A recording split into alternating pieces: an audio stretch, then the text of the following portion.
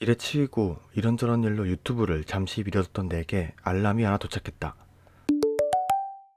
첫 영상을 게시한 지 6년. 채널 누적 조회수는 150만을 넘어가면서 유튜브를 잘하는 사람보단 그냥 오래 하는 사람이 되었다. 잘의 기준이 뭔지는 모르겠지만 내 채널의 성장과 조회수 자체가 굉장히 더디다는 생각이 들었다.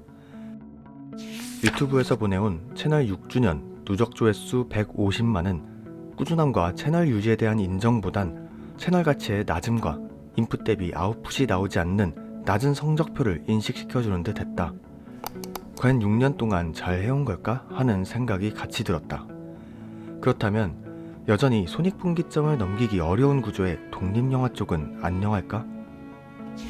리뷰도 올렸지만 2025년 5월 전주국제영화제에서 만난 속초에서의 겨울은 여러모로 많은 것을 생각하게 해주었다. 주인공 수아가 스스로에 대한 정체성을 받아들이지 못하고 오랫동안 심리적인 부유를 겪었던 것처럼 나 역시 오랜 시간 유튜브 채널을 운영하면서 내가 잘하고 있는 걸까?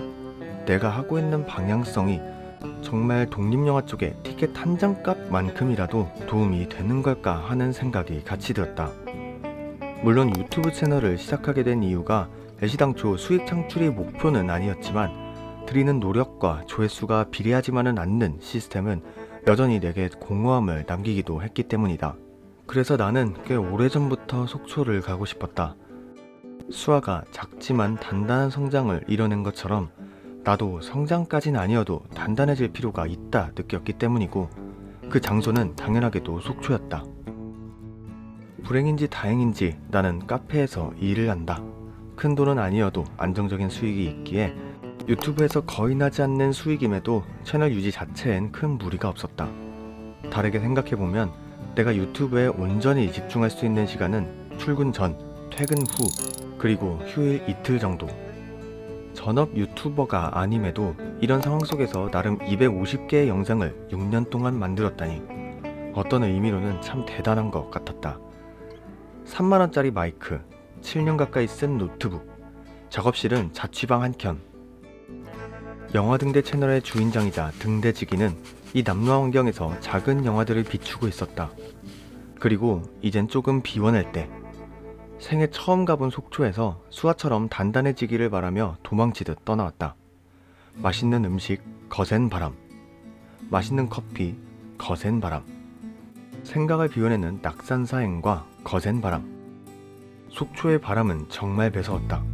한 달을 넘게 영상을 못 올린 채널에 대한 걱정도, 조회수와 수익에 대한 걱정도, 이제 다시 서울을 가면 일을 하고 유튜브도 카페 일도 얼마나 더 할 수 있을까에 대한 걱정을 할 시간도 없이 거센 바람을 헤집어내며 다음 목적지로 향한다.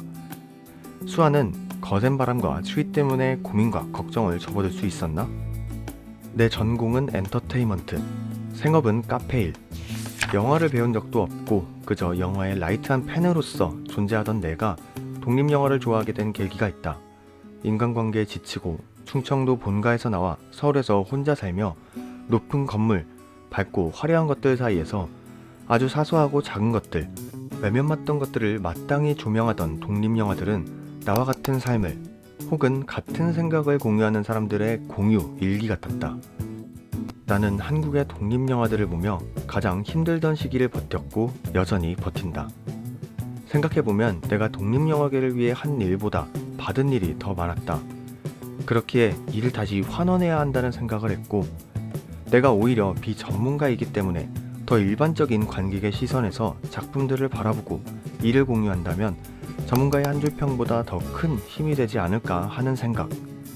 여기에서 아직까지 명확히 풀지 못한 하나의 고민이 생겨버렸다. 아직도 작은 영향력을 가진 내가 작은 영화들을 다루는 게 큰 힘이 될까? 오히려 대다수의 영화 리뷰 채널들처럼 큰 영화들, 상업적인 영화들로 구독자를 충분히 모은 다음 작은 영화들을 다루는 게 추후에 더 큰 도움이 되지 않을까? 그러면 그 시기에 나온 작은 영화들은 또다시 외면받는 게 아닐까? 이는 내가 정말 의지하고 좋아하는 사람들에게만 공유했던 고민이었다. 물론 지금은 전자를 선택한 운영을 하고 있지만 이런 마음에서 파생된 몇 가지 스스로 정한 약속도 있다. 한국의 독립영화를 다룰 땐 절대로 자극적이게 썸네일을 만들지 않을 것, 최대한 결말을 스포일러하지 않을 것, 비판이 아닌 비난은 지양할 것, 내용을 단순히 나열하기만 하는 무성의한 영상은 제작하지 않을 것, 기왕이면 한국의 독립영화는 긍정하는 쪽으로 영상을 제작할 것. 그리고 아마 몇몇 지인들은 알 테지만 나는 배급사나 제작사, 그 밖에 영화 관련된 협업 문의가 오면 대부분 진행비를 받지 않고 진행했다. 그 비율로 따지면 95%. 누군가는 이를 바보 같다고 생각할 수 있지만 내게 있어서 독립영화는 내 채널에서 다루는 하나의 장르이기 전에 함께 성장해야 함을 느끼는 친구라고 생각하기 때문이었다. 그렇게 알고리즘에 잘 뜨지 않고 노출이 쉽지 않은 독립영화를 다루는 게 채널의 더딘 성장에 어쩔 수 없는 결과값이었다. 그저 이런 상황 자체가 아쉬울 뿐 여전히 난 진행비가 없더라도 더 많은 협업을 하고 싶다. 영화를 본다 2시간, 대본을 쓴다 2시간, 녹음을 한다 30분, 영상을 구성한다 2시간, 자막을 넣는다 30분, 완성된 영상을 추출하고 저작권 검사를 한다 30분, 유튜브와 인스타 계정용 썸네일을 만든다 30분. 온전히 집중할 때 최소 8시간의 공정. 6년째 밑빠진 독에 물 붓는 채널이라서 영상 하나당 최소한 티켓값만큼의 수익은 났으면 한다. 하지만 여전히 내가 좋게 본 영화들이 더 많이 사랑받았으면 좋겠다는 생각이 먼저 들기도 한다. 그래서 관객들의 애정어린 관심과 사랑을 받는 감독과 작가와 배우들이 다음 작품을 향해 다가가는 걸 자연스레 여겼으면 한다. 여전히 독립영화의 상영 시간은 평일 오전과 점심시간에 배정받으며 접근성이 떨어지는 부분도 있고 상영 횟수는 하루에 50회를 넘기지 못하는 경우도 있다. 그럼에도 불구하고 그 뾰족한 상영 시간대를 기어코 찾아가 관람하는 관객들의 노력과 사랑을 누구도 쉽게 잃지 않았으면 좋겠다. 이런 고민들은 여전히 조회수가 잘 나오지 않음에도 이 채널에 영상을 올려야 한다는 목적을 심어주고 난파선 같은 상황에 놓인 독립영화들이 자그마한 불빛이라도 보고 찾아올 수 있는 등대에 불을 밝혀야 한다는 생각의 원동력이 된다. 그래서 다시 스스로 묻게 된다. 나는 돈을 벌기 위해 채널을 운영하는가?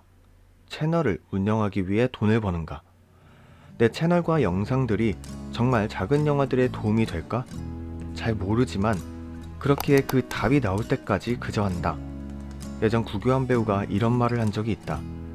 영화를 만들 때 항상 대시한다는 생각으로 참여하고 편지 보내는 마음으로 작업한다고. 큰 울림으로 다가왔다. 나의 마음은 어디에서 언제 왜 변질되었을까? 나는 내 맘대로 편지를 보내놓고 왜 답장이 오지 않는다고 푸념하는 걸까? 누구도 나에게 독립영화를 보러 한 적이 없고 독립영화를 리뷰하라고 한 적이 없다. 누구도 나에게 꼭 한 달에 몇 번 영상을 올려야 한다고 한 적 없고 진행비 없이 협업을 진행하라 한 적이 없다. 그렇다면 지금의 영화 등대는 답장이 오기만을 기다리는 게 맞나? 아니, 답장이 안 온 것이 맞나? 어쩌면 이미 온 답장을 내가 외면해왔던 건 아닐까? 속초에서의 수아처럼 나는 내 채널의 정체성을 찾아내지는 못했다. 단단해진지도 사실 잘 모르겠다. 다만 지금의 고민으로 인해 과거의 나는 채널을 슬슬 그만 운영해야겠다는 생각을 했다면 지금은 정답을 잘 모르겠으니 조금 더 가봐야겠다는 생각을 했다.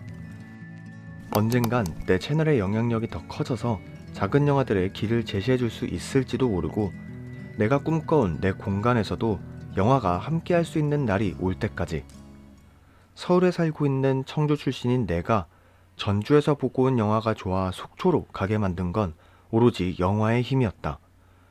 무거운 몸도 이렇게 움직이게 만드는데 마음이라고 못 움직이란 법이 있을까? 이 마음을 더 많은 사람들이 알아줄 때까지. 희미하게나마 등대지기는 불빛을 계속 밝혀야 한다.